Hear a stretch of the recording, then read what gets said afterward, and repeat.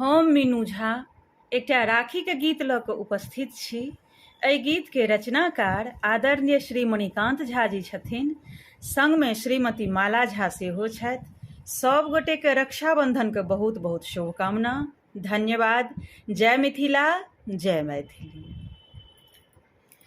सलौने पूर्णिमा लगी चायल गे बहिना, राखी के करो रे आन। सलौने पूर्णिमा लगी चायल गे बहिना, राखी के करो रे आन। भैया का गट्टा पर रेशम के डोरा, पूरत सब रमान।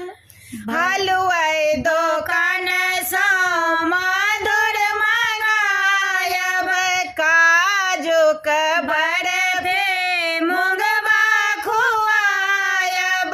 हलुआई दोकान सँ मधुर मंगायब, काजू के बरफी मुंगबा खुआयब। गुआ के संग मुख पान गे बहिना, पूरत सब रमान। सलौने पूर्णिमा लगी चायल गे बहिना, राखी के करो रियान। रंगल धोती जोड़ा मंगायब, सिल्क के कुर्ता से होशियायब। रंगल धोती जोड़ा मंगायब, सिल्क के कुर्ता से होशियायब। मैथिल के अच्छे परिधान गे बहिना, पूरत सब रमान।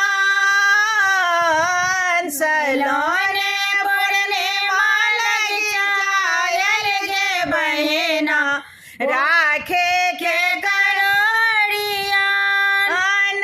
स्नेह के ताग सँ प्रेम के बंधन, एकरा सँ बढ़ के कोनो छै अनधन। स्नेह के ताग सँ प्रेम के बंधन, एकरा सँ बढ़ के कोनो छै अनधन। मणिकान्त मुख मुस्कान गे बहिना, पूरत सब रमान। सलौने पूर्णिमा लगी चायल गे बहिना, राखे के करो रियान। भैया